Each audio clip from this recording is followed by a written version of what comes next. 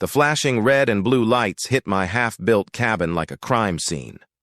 3 squad cars pulled up, sirens blaring through what had been a quiet morning. I set down my hammer, heart pounding in disbelief, as officers stepped out, hands resting on their holsters. Behind them, strutting like she'd just busted a cartel, was none other than Brenda Harrington, president of the Maplewood Estates HOA. "That's him!" she screeched, jabbing a manicured finger toward me. "That's the squatter who's illegally building on protected HOA land." The lead officer, tall with silver at his temples, approached carefully. "Sir," he said, voice steady but cautious, "I'll need to see some ID and any permits you've got for this construction." I slowly reached into my back pocket, pulling out my wallet and a folder I'd started carrying everywhere, because of Brenda. "Officer Davidson," I said, glancing at his name tag, "I think there's been a misunderstanding. This is my property." Brenda stomped forward, face red and furious. "Don't listen to him. This entire lakefront is part of the Maplewood Estates community. I have documentation." Officer Davidson lifted a hand to quiet her and started flipping through my papers. One by one, his eyebrows climbed. Deed, property survey, water rights dated all the way back to 1922. His expression shifted from suspicion to mild amusement. "Ma'am," he said finally, turning to Brenda with a tone that made her flinch, "according to these records, this gentleman owns not just this parcel, but the entire riverfront from mile marker 7 to mile marker 12. That includes every bit of water access." Her jaw dropped. But this circus hadn't started today. It began 3 months ago, the day I broke ground on the land my grandfather left me. 20 acres of untouched lakefront paradise he'd bought back in the 1950s. My property bordered Maplewood Estates, a gated neighborhood that had popped up in the 1990s, but it was never, and I mean never, part of their HOA. I'd spent years dreaming about this place. A cabin with solar panels for off-grid living, a wraparound deck overlooking the water, a little dock for the fishing boat I'd bought last summer. After 2 decades behind a desk as a software engineer, I was ready for something real. Weekends with the sound of wind through the trees instead of traffic through concrete canyons. The trouble began on day 2 of construction. I was marking out the foundation when a golf cart came barreling down the dirt path, kicking up a storm of dust. Brenda Harrington emerged like Schuer invading Normandy. "Excuse me?" she barked, arms crossed like a prison warden. "What exactly do you think you're doing?" I straightened up, wiped the sweat off my forehead, and said evenly, "Building a cabin. Can I help you?" "This is HOA property," she snapped. "You can't just start construction without board approval." "This isn't HOA property," I replied, already feeling my patience fray. "This land belongs to me." She actually laughed, a sharp, mocking sound that echoed off the trees. "All lakefront access in this area is under Maplewood Estates jurisdiction. I don't know what scam you're trying to run, but I'm shutting this down right now." That was the start of what turned into a 3-month campaign of harassment. Every morning, I'd show up to find new notices taped to my equipment. "Cease. Unauthorized construction."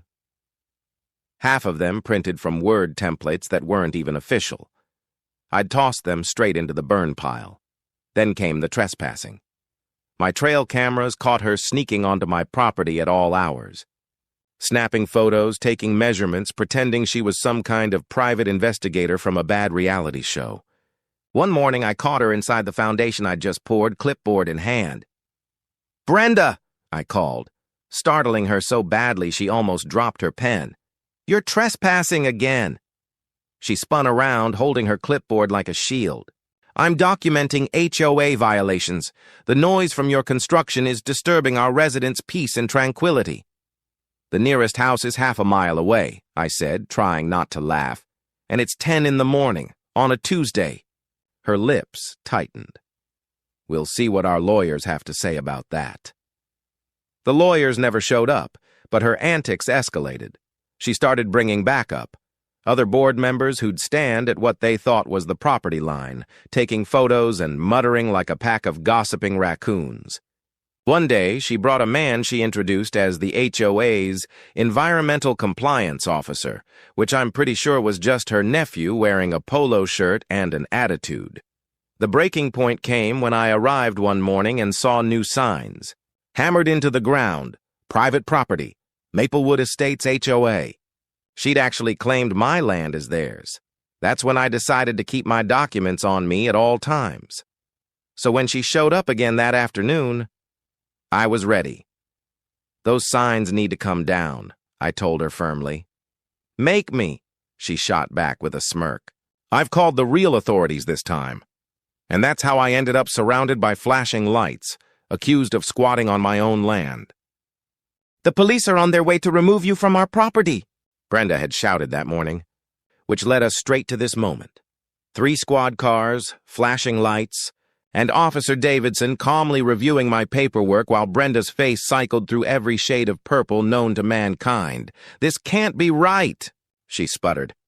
The HOA owns all water access. We've been using that beach for 20 years. Officer Davidson's expression didn't budge. Using it and owning it are 2 different things, ma'am, he said evenly. According to these records, it looks like your HOA has actually been trespassing on this gentleman's property for the past 2 decades. I spread the survey map across the hood of the cruiser, pointing out the lines with a finger. My grandfather owned everything from here. I traced the northern boundary to here. That includes the beach your residents use, the hiking trail, and even the boat launch. Brenda's jaw opened and closed like a startled fish, her clipboard trembling in her hands. The other officers gathered around, trying and failing to hide their smirks. One of them muttered something about another one of those HOA presidents, and the rest nodded knowingly. But we maintain that beach, Brenda protested desperately. We pay for sand deliveries and upkeep every summer. On my property, I said calmly. Without permission. That's called vandalism, technically speaking. Officer Davidson handed back my documents. Sir, do you want to press trespassing charges? Sounds like this has been going on for a while. I pretended to think it over while Brenda's face drained from purple to ghost white. Not this time, officer, I said finally. But I'll be putting up official boundary markers and no trespassing signs. Anyone crossing them after today will be prosecuted. You can't do this, Brenda shrieked. The whole community uses that beach. Our property values depend on lake access. I shrugged. Should have thought of that before you tried to steal my land. The officers gave her a stern warning about filing false police reports before driving off. Brenda just stood there, clutching her clipboard, watching her little empire crumble like stale coffee cake.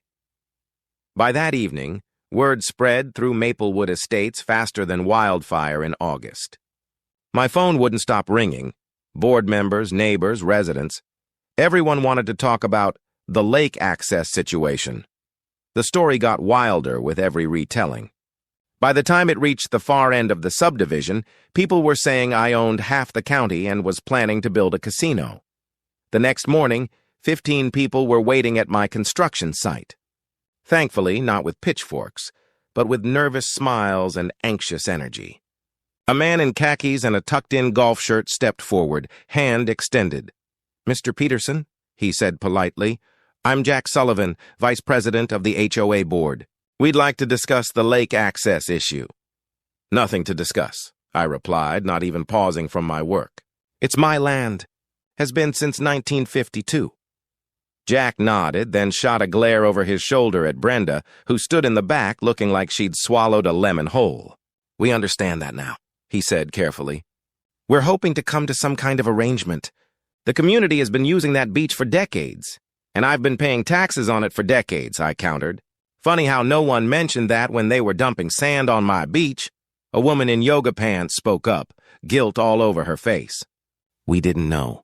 Brenda told us the HOA owned everything down to the water line. More glares. Brenda seemed to shrink where she stood, all that bluster gone. Jack cleared his throat. We'll be holding an emergency board meeting tonight. The residents deserve to know exactly what property we actually control. Brenda, I think you should prepare a full report explaining how this misunderstanding occurred. That meeting, from what I later heard, was pure chaos. My nearest neighbor, Tom, a good guy who lived right on the border of Maplewood Estates, gave me the play-by-play the next day. "You should have seen it," he said, leaning over the fence. People were furious. They demanded to know how Brenda could have gotten something this big so wrong. Turns out she never even looked at the property records. She just assumed the HOA owned it because they maintained it. He chuckled, shaking his head. "First time I've ever seen people yell at a board meeting, other than Brenda herself." She tried blaming everyone, the previous board, the county, and even you for not correcting her sooner. But nobody was buying it. The vote of no confidence was unanimous, minus hers, of course. She was removed as president on the spot. Jack's running things now. I thought that might be the end of it. I was wrong. 3 days later, I started putting up my fence. Nothing aggressive, just a clean split rail design marking the boundary. My lawyer had advised adding proper private property, no trespassing signs too. So I did. That's when Brenda made her final mistake. At 2 in the morning, my trail camera caught her trying to yank out my fence posts, using her Mercedes. The bumper got tangled in the wire, and she ended up dragging 50 feet of fencing before her car nosedived into a ditch. This time, I pressed charges, destruction of property, trespassing, and vandalism. The judge was not amused. In court, Brenda looked small, stripped of her authority and arrogance.